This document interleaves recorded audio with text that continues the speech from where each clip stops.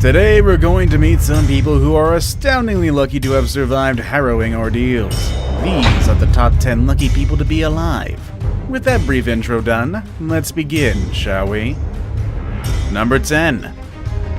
Bill Morgan. Bill Morgan was the victim of a horrendous trucking accident that nearly cost him his life. However, even though he survived his physical injuries, the ordeal immediately triggered a heart attack. Morgan was then rushed to the hospital for treatment, but once there he was administered a medication to which he was viciously allergic, and his heart had stopped. In total, Morgan would go for 14 minutes without his heart beating. This is when the difficult decision was made to remove him from life support. But when they did, he started breathing on his own, and went on to make a full recovery in just 12 days. Seriously though, those events are just like dominoes for that guy. Number 9. Edwin E. Robinson. In 1980, Edwin E. Robinson was struck by lightning and survived. Now, just that feat alone could possibly earn him a spot on this list, but what's even more incredible is that Robinson was both hearing impaired and blind. However, miraculously following the lightning strike, doctors documented that both senses had returned fully. Number 8. Tsutomu Yamaguchi. When the United States dropped atomic bombs on Nagasaki and Hiroshima, the course of history was forever changed, and perhaps no one knows the impact better than Tsutomu Yamaguchi. Yamaguchi was not only in Hiroshima when the bomb dropped, but he was fortunate to survive and rushed home to his family in Nagasaki. And then only to see the second bomb fall there just 3 days later and once again survive. Man, again, dominoes. Number 7. Nichiren. Nichiren was a key figure during the Third Age of Buddhism, but he might also be one of the luckiest men in history. After taking a stand against the government, Nichiren was sentenced to be executed by a sword. However, it is said that as the executioner hoisted the sword in the air, he was struck by lightning. Fearing divine intervention, his execution was stayed, and he was instead exiled to Sadao Island. Perhaps Nichiren was spared by an ancient deity, or perhaps he's just really friggin' lucky. Number 6. Frayne Salak. Frayne Salak is either one of the luckiest or the unluckiest entries on today's list, and that's saying something given our past few ones. It all started when he took a train ride in 1962. Tragically, the train derailed and flew into the near-freezing river. Miraculously enough, he survived with just a broken arm and hypothermia. The following year, he was on a flight when the door of the plane flew off, yanking 20 passengers from the plane, the only survivor of which was Salak, who landed in a large haystack. 3 years later, in 1966, he was on a long-distance bus trip when the vehicle veered off the road and into a river, and yeah, I think you can take a guess as, who survived here. He swam to safety with just a few scratches.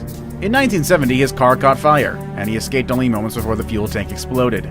3 years later, a malfunction caused a different vehicle to shoot flames out of the interior vents, singeing nearly all the hair off of his head. Nearly 2 decades later, he was struck by a bus, and in 1996, his car flew over a guardrail and plummeted 300 feet into a canyon. Salak, however, was ejected from the vehicle and clung to a nearby tree, sparing him the fall. So just a quick recap of these many events. That's a train crash, a plane crash, a bus crash, a car explosion, a face full of flames, and he barely avoided falling 300 feet in a car. Oh, but just in case that wasn't enough to prove his unbelievable luck, Salak also won the lottery in 2003. I bet you anything the next thing we're gonna hear is he lost it, then found it again. Number 5. Vesna Volovic. Vesna Volovic was a Serbian flight attendant who was on board a flight departing from Copenhagen Airport on January 26, 1972. Unbeknownst to the crew, the flight was to be the target of a ruthless terrorist attack. Sometime after 4 a.m., an immensely powerful briefcase bomb tore through the plane in half. 18 lives were sadly lost that day. However, against all possible odds, Volovic would survive. Upon closer investigation, it was determined that her survival boiled down to an amazing series of coincidences. When the plane initially detonated, Volovic was pinned by a food cart, so she wasn't ejected from the aircraft when it depressurized. Furthermore, when the portion of the fuselage that she was in reached the ground, it landed in a heavy patch of trees which effectively cushioned the landing. Despite this, her injuries were severe and she cried out in pain. This drew the attention of a nearby World War II veteran who had happened to be a medic. His unique skill set allowed him to keep her stable until rescue crews arrived. This incredibly lucky flight attendant went on to be a political activist and live a long life, all thanks to an incredible series of events. Number 4. Jan Balsrud. As a Swedish soldier, Balsrud fought against the German invasion in Norway, but was expelled from the country under accusations of espionage. Undeterred, him and 2 other commandos joined forces with 8 members of a boat crew. Their goal was to destroy a German control tower. Unfortunately, their plan was foiled when they were attacked by a German vessel. The attack left Balsrud and other survivors swimming in the ice-cold Arctic waters, but he was the only one to reach land without being captured. For the next month, Jan Balsrud lived behind enemy lines, trying desperately to make his way back to neutral territory. Throughout his ordeal, Balsrud was forced to amputate 9 of his own toes with a pocket knife to prevent the spread of frostbite.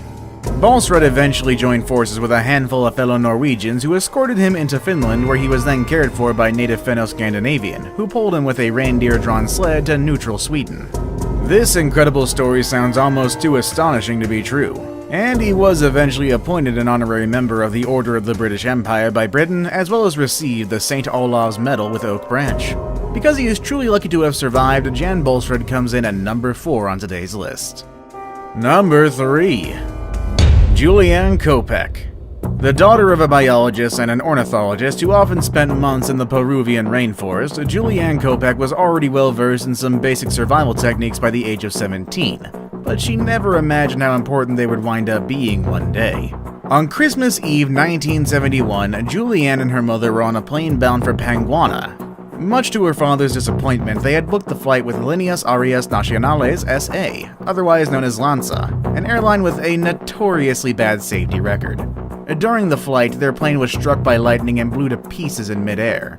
Julianne, still strapped in her chair, fell 2 miles into the jungle below. The explosion and resulting fall left the young girl slightly battered with a broken collarbone, a gash on her right arm, and her right eye swollen shut. Despite her injury, she had survived the fall, but at the age of just 17, her survival was almost entirely in her hands. Though injured, she found a small number of packaged sweets from the plane and began to make her way downstream, a technique for finding civilization that she had been taught as a child. For 10 days, she moved along the stream, but soon she had run out of food and her wounds had become infected and filled with maggots.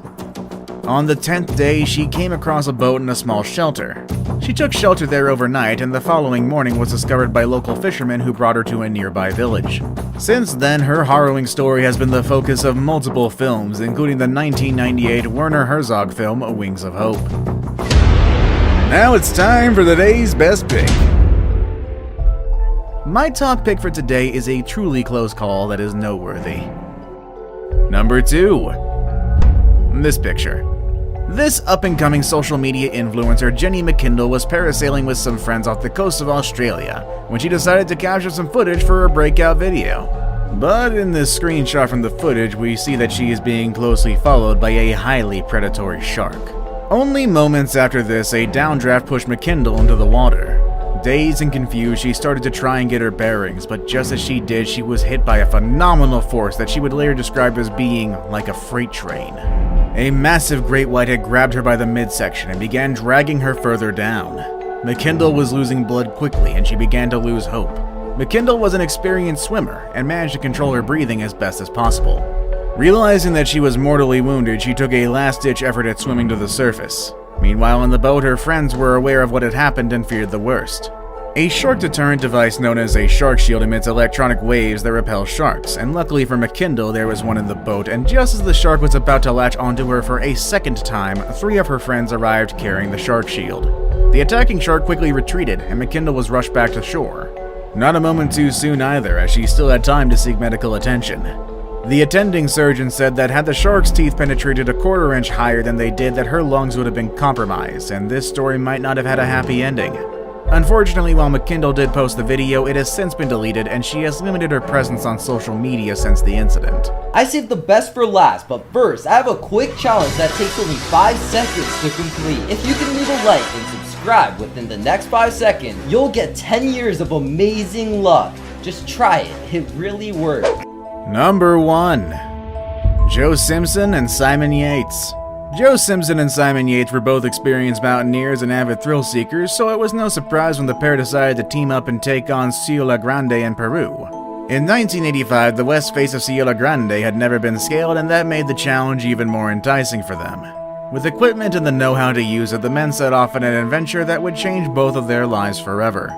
The climb was long and grueling, but the men reached the summit and proclaimed their victory over the ascent. The only thing that remained was for them to make their way back down. Unfortunately, shortly after they began, a major storm blew in, one that neither Simpson nor Yates could have possibly predicted. The climb up had already taken longer than either of them had banked on, and their supplies were badly depleted. They knew that the trip back down would have to be fast and efficient. Unfortunately, during the storm and attempted descent, Simpson fell and severely injured his right knee and tibia. This meant that the remainder of the descent would be even more challenging when the pair came to a 300-meter drop and they decided to lower the injured Simpson on ropes. Once he was down, he would have to unhook himself and wait for Yates to come along behind him. The massive storm meant that they couldn't see what was happening, and Simpson was accidentally lowered over a higher section of the cliff. With Simpson unable to reach the ground, Yates unable to pull him back up, both men unable to see the ground or hear each other, the situation was dire. After clutching the rope for over an hour, Yates knew they would both die if he didn't do something quickly, so he did the only thing he could and he cut Simpson free. Simpson then plummeted 150 feet into a deep crevasse. Yates realized the situation when he himself descended, finding no trace of Simpson. He then returned to base camp, assuming the worst. Miraculously, Yates spent the next 3 days crawling and hopping over 5 miles. Somehow, against all odds, he reached the base camp just as a team arrived to evacuate Simpson. Their unbelievable tale has been recounted in a book, a movie, and a live play. Which story of impossible survival was your favorite? Are you or someone you know lucky to be alive? Let me know in the comments section down below. With all that said and done, that's our video for today, and I'll see you all next time. Later, everybody.